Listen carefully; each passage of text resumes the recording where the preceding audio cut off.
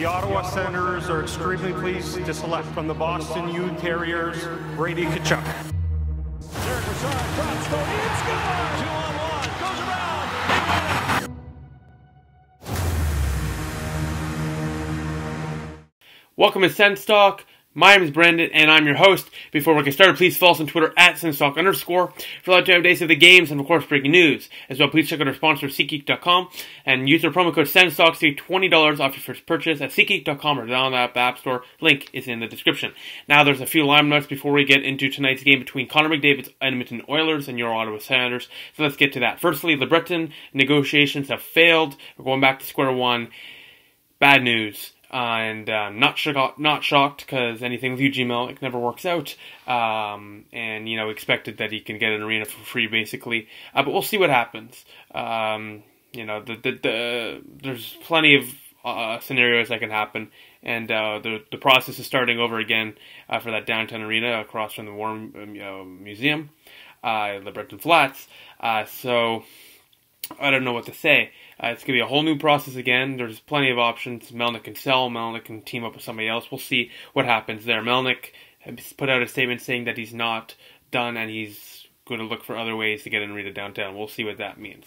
Anyways, let's get to tonight's game. Balcers is sick. Batherson is called up. Wolainen is scratched for Ben Harper. Bad lineup decision by Guy Boucher, and it doesn't make any sense. It doesn't make any sense. You're in a rebuild. And if you're in a rebuild, you should be playing your young players to get them developed. Harper is not, he's not old, he's not a vet, he's still young too, so he's technically a prospect. But Wolainen is one of your best defensive players, let alone one of your best prospects, and you're benching him. It just doesn't make any sense. It's like the Balcers bench a couple days ago. There's really there's no reason to do so, and Boucher will be out by the end of the year, but this is just makes no sense in my opinion.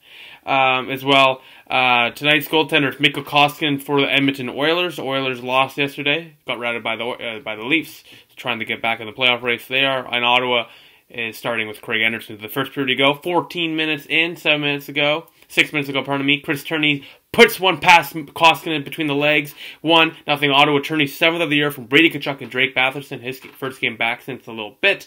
Turney's 41st career point, 41st point of the season is a career high, and it's Turney's first goal in 19 games, so he breaks a big slump. We head to the second period now. 7 minutes in, Oscar Lindberg can't find control of the puck, and McDavid dangles right past Craig Anderson, and the Oilers make it a 1-1 tie on McDavid's 33rd of the year, assisted by Josh Curry. We move on now. 3 minutes left in the period. Gagnier's left all alone for an easy tap-in to make it 2-1 Oilers, assisted by Ty Ratty and Matt Benning. Gagnier's 4th of the year, recently acquired from Vancouver, reacquired.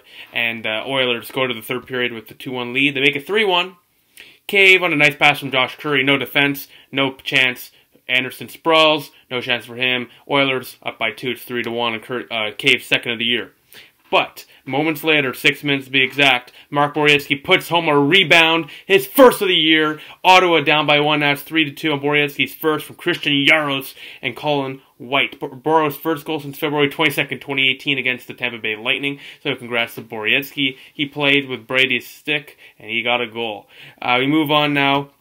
A couple minutes later, Colin White bats one out of the air off Koskinen's pad and into the net. Ottawa ties it at 3, but the refs wave it off immediately, and there's no challenge. Well, they review it, then they consider. I don't even know if they reviewed it. They just said it was no goal, and it was close. And I thought it was below the crossbar. Either way, he directed it to himself, and it had also hit off Koskinen's pad before White took the shot. Therefore, according to the rule books, especially what TSN said, that should be a goal. So the Sens got robbed by a goal there, and then with a minute and a half to go, Kassian gets the pass from Nurse to seal the deal, make it 4-2 Oilers. And this one looked offside, and Boucher doesn't challenge it. The Oilers win this one 4-2. 2 goals right there for Ottawa. That should have been reversed. That Kassian goal, I think, should have been reversed, and the Colin White goal non-goal should have been reversed to a goal. 3-3 game turns into a 4-2 loss. That's the way it goes. The last week it's been hell for Sens fans. You lost Duchesne, Dzingel, Stone, LeBreton Flass is dead, and now this game. It's not a happy time to be a Sens fan right now, and in a long time it hasn't been a good time to be a Sens fan. And this game really on the ice terms, put that into, in the spotlight. Because the Sens got robbed of a win, or at least a point tonight, from poor officiating and poor coaching by Guy Boucher. I tweeted that out. I'll say it again. Boucher should have challenged that goal from Cassian, 4-2. Could have made it 3-2. Still a minute 7 seconds left. They get a goal, but they didn't challenge for some reason, and I don't really understand why they wouldn't challenge that. But it's Boucher, and he'll be gone by the end of the year. Chabot did not have a good game. I don't blame him. He hasn't looked good recently, but that's probably because he's lost a lot of his friends and a lot of top players, so he's struggling a bit. But everyone has struggling games. I'm sure he'll rebound on Saturday against the Lightning. Shots on goal. Ottawa played a pretty good game. A really solid game for the 4 stars. I'll get to that later. But Colin White had a really good game, and that goal should have counted. But either way, he really generated a lot of shots tonight. Him and Anthony Duclair really were really highlights for me. Shots on goal 37-26 in favor of Ottawa this game. So Ottawa really put the puck to the net on Koskinen and really challenged him. Faceoffs, Ottawa won the faceoff battle 28-22. Power plays, Ottawa went 0-for-1 while the Oilers went 0-for-3. Hits were 25-21 in favor of Edmonton. Third star of the game, Mark Boretsky with a goal. Second star, Josh Curry, 2 assists. And first star, best player in the world, Connor McDavid with a goal. Attendance tonight was 18,358. It's probably because the best player in the world was in attendance, so almost a sellout, if not a sellout. So good job, Sens fans, I guess. Besides that, let's get to the Sens Talk Show of the night, voted by you, the fans. So the 4-star night was 0% of the vote. Lots of votes tonight. Very shocking. Brady Tkachuk. Once again, all over the ice like usual. And that line of him, White, and Duclair was very good tonight. I gave it to him because, once again, just really team bonding him with Boro when he scored and Turning when he scored with the celebrations. I love Tkachuk.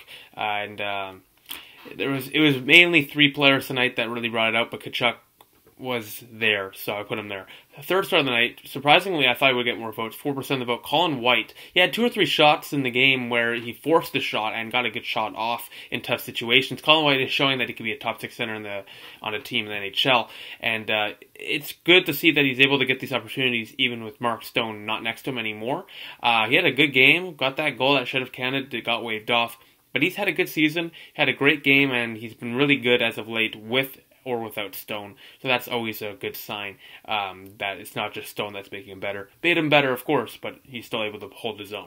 Second star, 26% of the vote, Chris Turney. Once again, he got that goal as well. He was all over the ice because he got a lot of time to get onto the ice.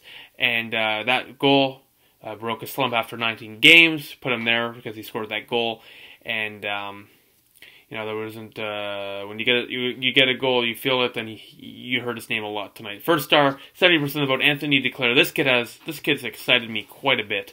He has a lot of speed, a lot of skill, generates a lot of chances.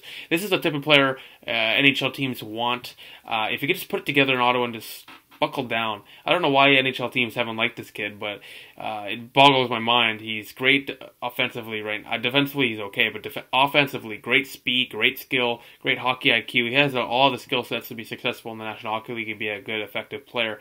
And once again, 70% of the vote, majority for the Sens Talk Show of the night, but he had a great game, and hopefully we can sign him for a year or 2, maybe 3. It doesn't hurt for once again, quote-unquote, rebuild.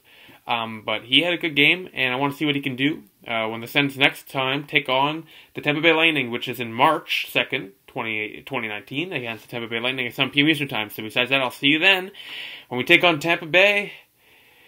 Let's see if we can win that one, hopefully. Besides that, thank you for watching. The Senators have lost 6 in a row, and let's see if they can win against Tampa and break that slump. Besides that, thank you for watching. Please follow us on Twitter at SensTalk_. For live updates of the games and, of course, breaking news. Please like us on Facebook at SensTalk, add us to the circles on Google Plus SensTalk, click the big red button down there, and subscribe to us. Like this video, share this video, circle stuff.